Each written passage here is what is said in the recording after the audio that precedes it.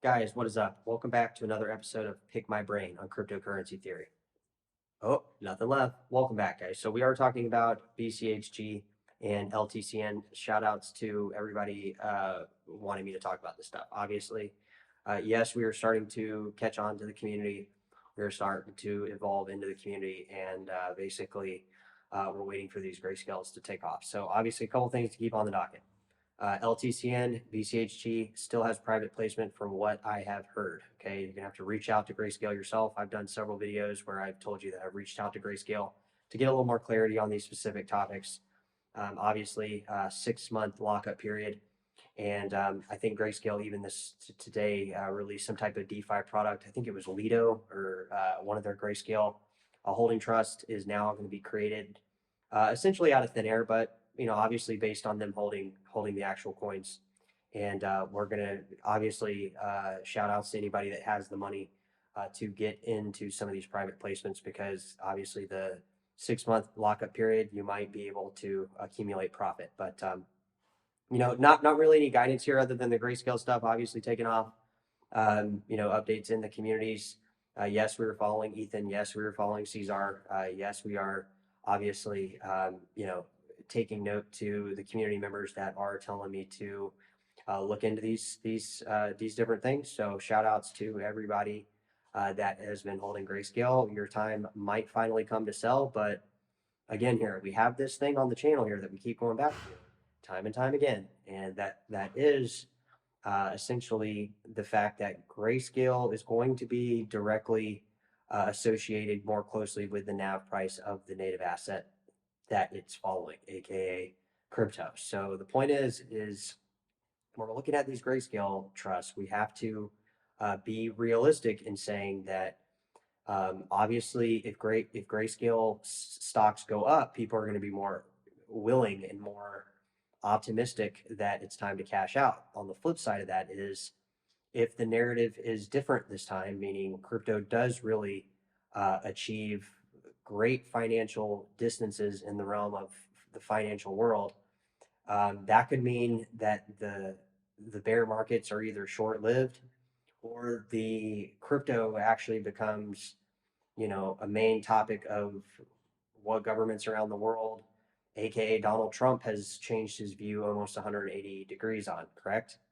Right? Meaning that we all are under the assumption that crypto bubbles up, the bubble pops, and then it will bubble up in the future, which obviously, if we look at the trajectory, it's obviously been overbought and that has pushed grayscale down, right? We've seen that micro focused, hyper focused on under the grayscale, the grayscales that still have private placement, right? Meaning the private placement that occurred typically drove the grayscale stock either at a discount to the premium or at a premium, right?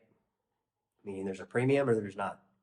So that being the case, obviously these grayscales are still premium in place on some of the private placement ones like LTCN and BCHG. And again, drop it in the comments. I mean, I can only go off the information that I'm seeing on the internet, but ETCG and some of these grayscale, obviously not some of the newer ones, not some of the newer ones. Those are going to be all private placement, but we can assume that in any case, if crypto goes up, it's going to keep those grayscale stocks obviously higher, right? If we don't see that, that will that will be almost like we have to look into things like price manipulation, which obviously is happening, but in a negative connotation. So with these grayscale stocks into the future, what we're going to be looking at here on the channel is the potential that I might not sell all my grayscale. I might not. I've been kind of giving it some thought, and I've already locked in long-term capital gains, and there's not really a need to really sell all the grayscales, especially if I'm, considering that grayscale is going to maybe stay higher with those native crypto coins. Like we can't rule that out, guys. We can't just assume that crypto is going to bubble up. The prices are going to crash because technically we're already in crashed prices. If we look at certain altcoins comparatively to Bitcoin, We are still in almost a bull market crash. Like it almost feels like some of these coins are they either have not taken off and or they're at starting point. That therefore they're either in a crash zone prior to where the prices could go, or they're just they're just not gonna go up. Now, I do not think that's going to happen. I do think we're going to see action into Litecoin and Bitcoin Cash, obviously driving those Grayscale stocks much higher.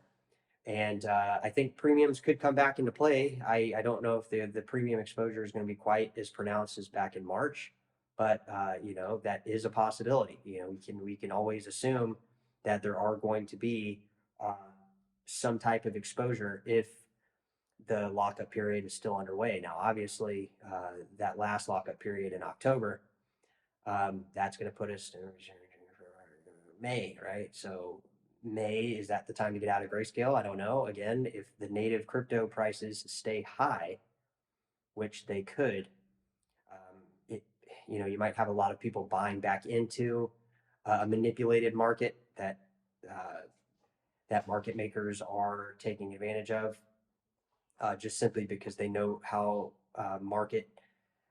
markets move different emotions, and people with those emotions will obviously come back into these grayscales right after selling them. They know this. They know this, so they can almost predict that based on their order book. Um, that this is the case. Whether it happens in the grayscale premium or the native crypto, it really doesn't matter. It could be effective to both of, well, not so much to the crypto, but it could be affected in both cases on driving those grayscale stocks up and down, right?